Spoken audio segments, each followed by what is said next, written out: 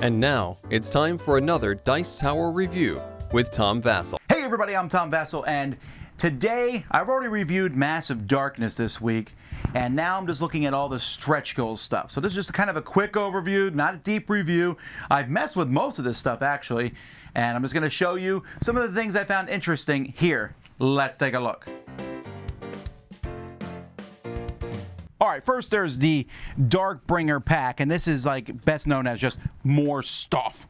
It has some more quests that you're going to use. I mean, with this gigantic scorpion miniature as a new boss in the game. It has some like winter boards, which I actually really like these boards. I think they're fantastic. I think that's just a nice addition to the game. And then a ton more miniatures. But if you want more variety in the base game, this is going to give you a whole bunch of wandering monsters. Now, note that these wandering monsters will go higher than normal, and that's if you bought the campaign pack, which I have not gotten. Then the best thing in here, though, in my opinion, is alternate heroes for each of the different classes in the game. So we have 2 more wizards that you can pick from. Another paladin. In fact, this is a paladin that uses the rogue bag, and this is a wizard that uses the arrows cards. We have the bard and a tinkerer. These are extra people that can possibly be used. A monk, necromancer, but here's another shaman here, which is just, there's some neat extra characters in this set. And then, of course, more monsters, nagas, and nymphs. So, the more stuff. Another thing that this does, is you can look here at all the different miniatures that are in this set. It also adds in some of the miniatures that are tokens. So this is actually, we're going to talk about this in a second for the Tinkerer, but also the elementals are in here. So we have not just the big giant robots for the Tinkerer, but the different elementals. Instead of being tokens for the shaman, now you can just have them run around and be kind of an elemental. So I like having that sort of thing. Rainbow Crossing is a silly campaign edition, which I really like. So it's, this is Hugbear, and you got some cupids and little ponies attacking, and it has some quests in here, which I played some of, which come with these. These are some of my favorite boards in a game ever. As you can see, they have rainbow stuff on the sides and then darkness. Look at this. It's a chocolate factory, but the chocolate factory from beyond.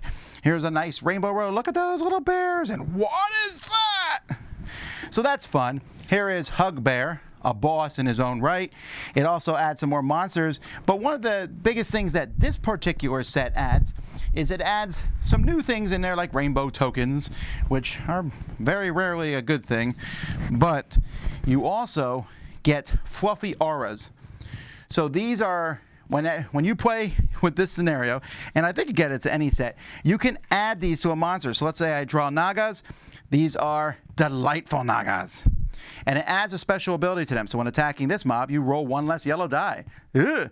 But if you beat them, you then get a reward. We found this to be hilarious because we were playing with delightful skeletons, and I mean, there's all kinds of stuff in here, blooming and hefty and sweet and lovely. I remember fighting the lovely demons one time.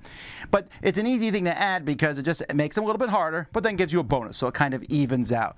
For that alone, and for the hilarious cute factor, I like this set a lot. If there's one set you could skip, it would be probably the Fey Folk here, because this is just an enemy box. So this has a bunch of butterflies, although I guess they fit, or flying creatures that you throw in here. Queen Canendra is a roaming monster in this set. And then we have dark pixies and harpies. So just some more monsters.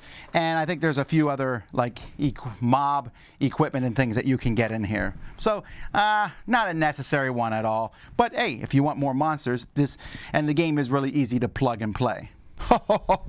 Okay, now we have new classes. Well, first of all, these sets come with like, hey, there's a bad guy, the Paragon. Okay, cool. Yeah, whatever. Meanwhile, let's talk about these 2 new classes.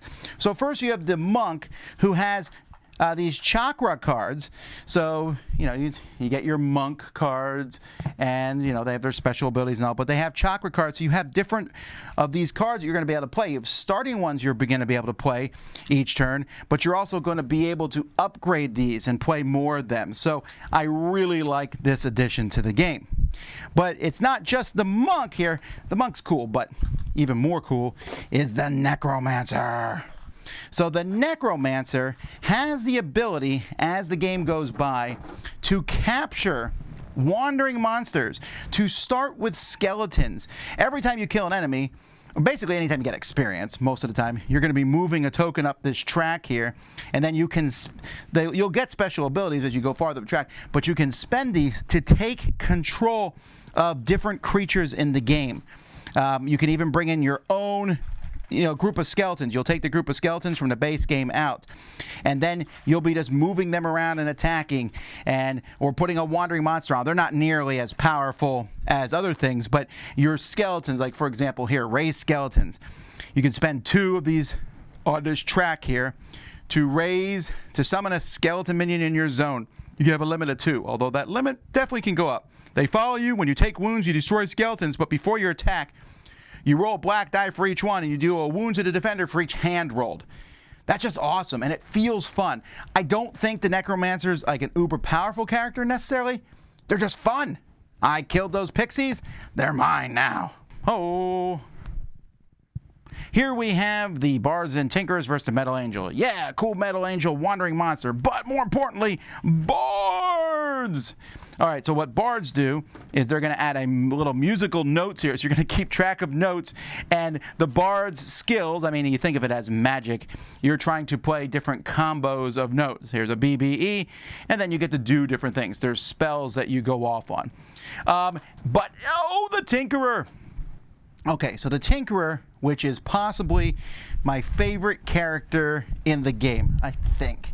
And that's because the Tinkerer can throw bombs. So they have bomb tokens they're throwing around. They can summon like robot creatures, which I already showed you some of the things they can summon. But they can also upgrade into basically an Iron Man suit.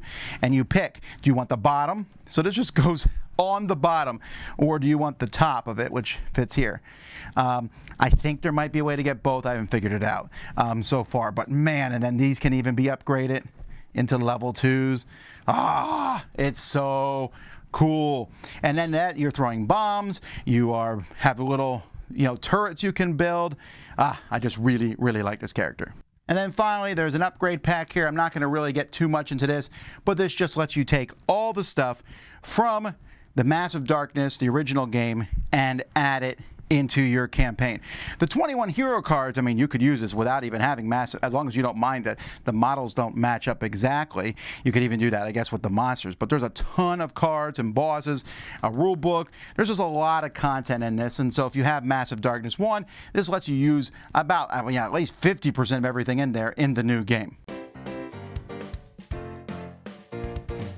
Alright, so for me, if I'm getting this stuff on my own, I'm definitely getting these 2 small packs. Adding 4 more character classes is awesome. That's a big deal. Adds another roaming monster too. And then I would get the Rainbow Crossing. Just because of the silliness of it, it adds a nice, simple to add game mechanism.